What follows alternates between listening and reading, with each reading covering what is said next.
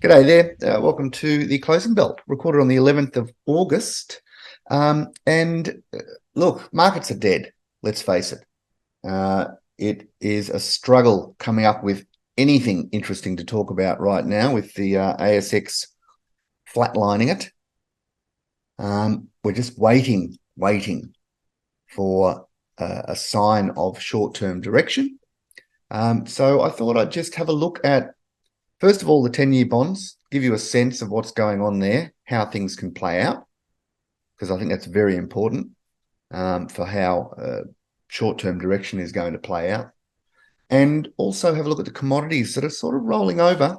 We had import exports out of China really collapsing, the figures released over the last week, which I think is quite interesting, giving you a sense of what's going on out there. Good proxy for global growth, etc.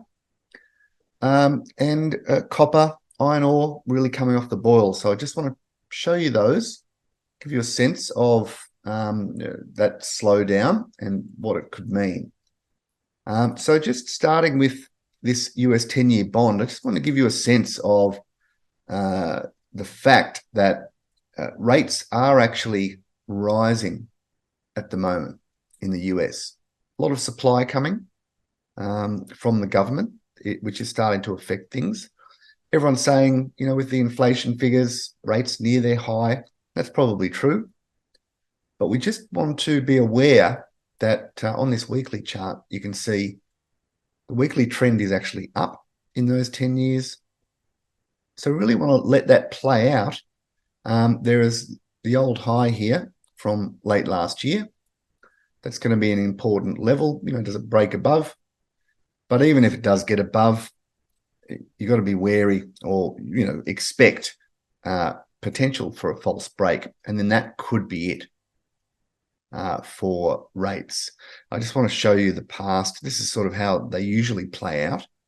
But before I show you that, I want you to get the sense that until that weekly trend does turn down, until we actually do get the confirmation that rates on the weekly are trending down, you've got to allow it to potentially head higher and possibly a lot higher. You've just got to allow that trend to play out.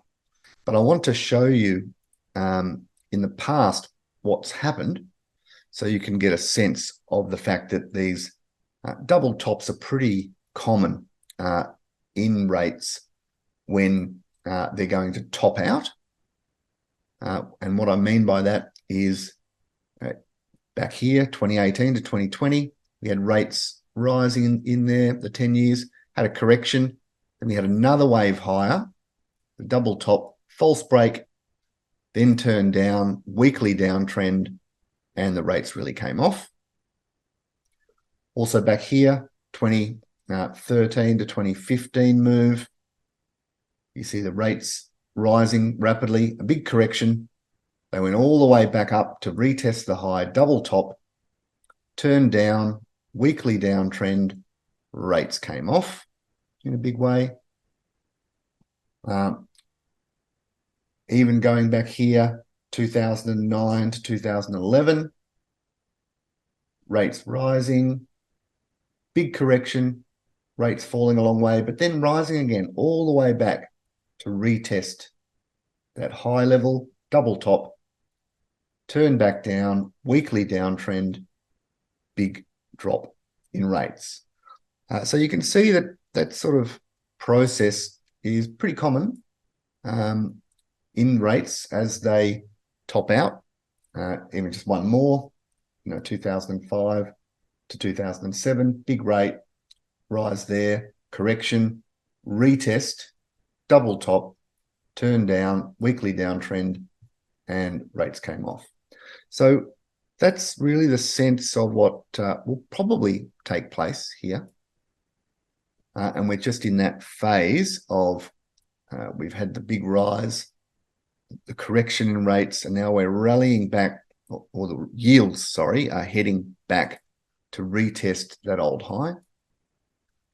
So letting that play out, how high it goes, I don't know. And look, if it does really continue, then, that can happen. This is where I'm saying you've got to respect that weekly trend, allow it to play out, because it could go for another big leg higher.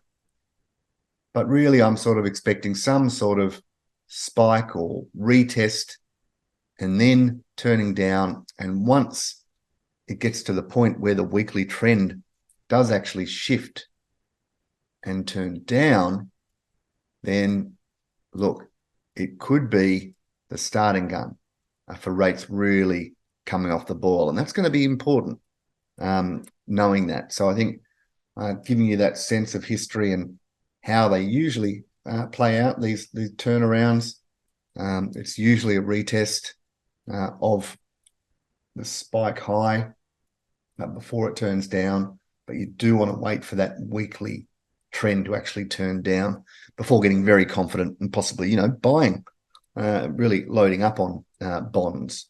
So that's where that can be useful in asset allocation. So while these rates are rising, though, and if it does, spike through, stocks could struggle a bit while they're trying to figure out, because if it is due to supply or, maybe it goes further than you think, stocks could just suffer under the weight of that before things then change if rates really do come off the boil as expected. Now, just moving on to copper, and it's sort of at an interesting point with that import-export sort of plummeting out of China, their use of copper really coming off the boil there as well. That's hit copper from its attempted rally recently. So I just want to show you the big picture setup, that it's not looking all that positive if we do see another leg down in copper. This is a monthly chart. I have shown you this in the past, but just for new people, I look at these key waves that occur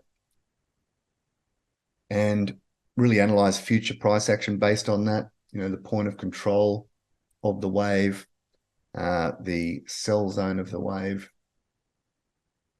and buy zone of the wave, and just noticing how prices move from there.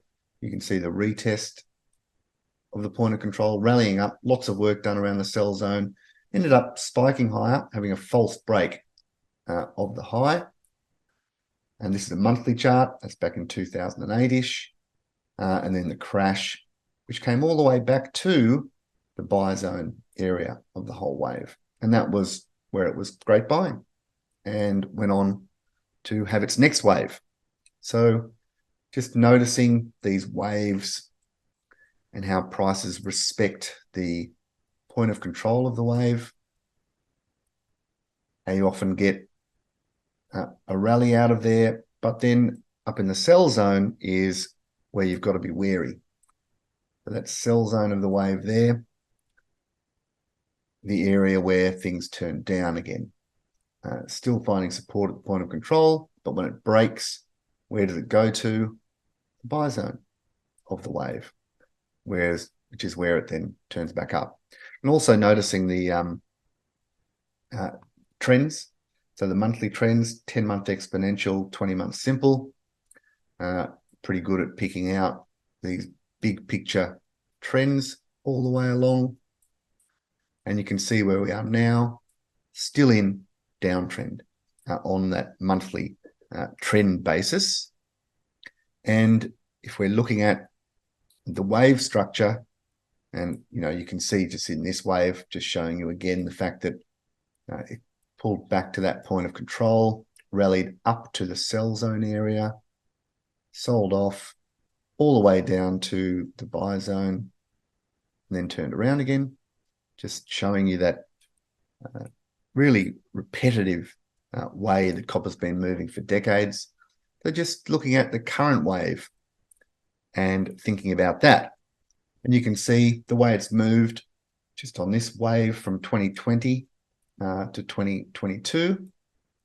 We've had the pullback to the point of control, the rally up to the sell zone, which is where you'd expect to see some selling pressure. There's been a monthly sell pivot, which occurred. There's the high of the move. So the monthly close below the low of that candle is the sell pivot. So there's your sell pivot candle there. That's saying potentially things are turning back down. And then we've had some work done, retesting resistance around that 20-month moving average. And here we are turning down back below the 10-month exponential. So there's a bit of a dominoes lined up now for copper. If it heads back below that sell pivot low, that's saying an extension of this move, really giving a sense that there is continuation.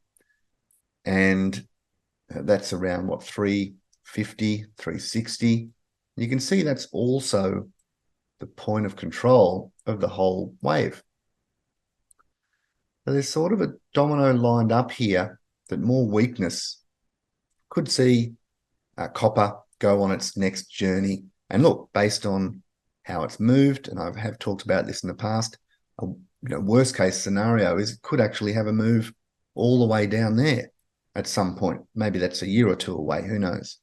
But just looking at that whole structure, you've got to be wary of how copper's going to perform around 350 if we have another leg down, and just be aware that, yeah, it could actually have a move all the way down there to 275. And if I get a buy signal out of there, I will be very bullish copper, because we all know the demand supply, what's coming over this next decade in copper as a future-facing metal. So just sending out that short-term warning bell on the way copper could move from here. Finally, just looking at iron ore. This is, again, monthly, going back many years. Just noticing the way that it's moved from the peak a few years ago. Have this wave structure going on, beginning of a downtrend, and potentially another down leg coming in that downtrend. Note the fact that the trends are down, and trends usually move with rallies back to that 20-month before the next leg down, back to the 20-month, and next leg down on the way. And notice also the rally peaking there, the monthly sell pivot coming in there, which took prices back below that 10-month moving average.